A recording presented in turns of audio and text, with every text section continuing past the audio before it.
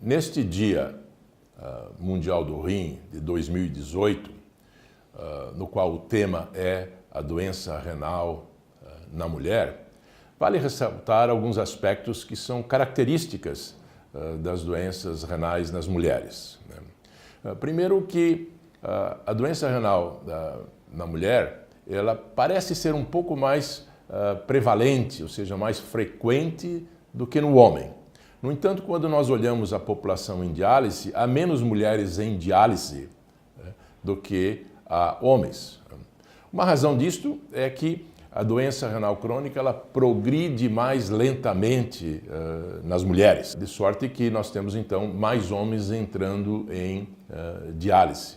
Há também a questão, muitas vezes, sociocultural de acesso da mulher à diálise. Nós sabemos, por exemplo, que elas são muito mais doadoras de rins para homens do que homens são doadores de rins para as mulheres. Existem também algumas enfermidades mais peculiares das mulheres, como, por exemplo, a hipertensão arterial na gravidez. Nós podemos ter uma paciente que é hipertensa e que, ao ficar grávida, essa hipertensão se agrava, sobretudo, no último trimestre da gravidez.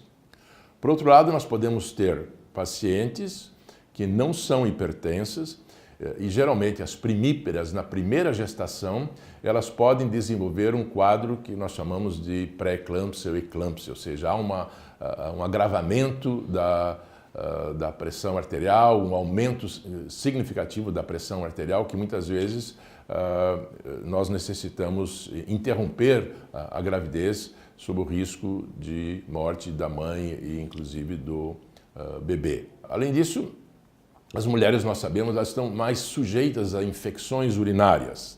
Felizmente, essas infecções urinárias são ditas infecções baixas, são as cistites, infecções de bexiga recorrentes, mas que, eventualmente, elas podem ascender, subir e afetar os rins, causando aí uma infecção do rim que nós chamamos de pielonefrite aguda, que é um quadro muito mais sério, porque o rim sendo altamente vascularizado, com muitas artérias e veias, essas bactérias se transmitem para a circulação sanguínea rapidamente. Então, a infecção urinária pode comprometer a função renal da mulher. Existem algumas enfermidades, nós chamamos autoimunes, como o lúpus eritematoso sistêmico, que afeta mais as mulheres, E uma das complicações do lúpus, que é uma doença autoimune, em que os nossos anticorpos atacam as nossas próprias células e eles afetam os rins, causando uma inflamação, uma nefrite crônica, que pode levar a uma insuficiência renal crônica. Então, essas são algumas das características das doenças renais na mulher. Campanha de prevenção da Fundação ProRenal. Lute você também contra essa doença.